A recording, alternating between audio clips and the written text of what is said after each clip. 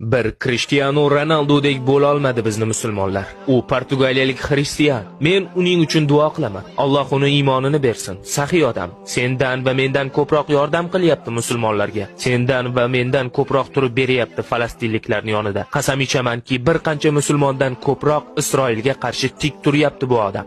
Coca-Cola'ni shunday olib chetga itarib qo'ydi. Suv iching dedi. U kecha Coca-Cola'ning birja bozoridagi hissasi 4 milliard dollar pasaydi. Coca-Cola nima sodir bo'ldi deb hayron qoldi.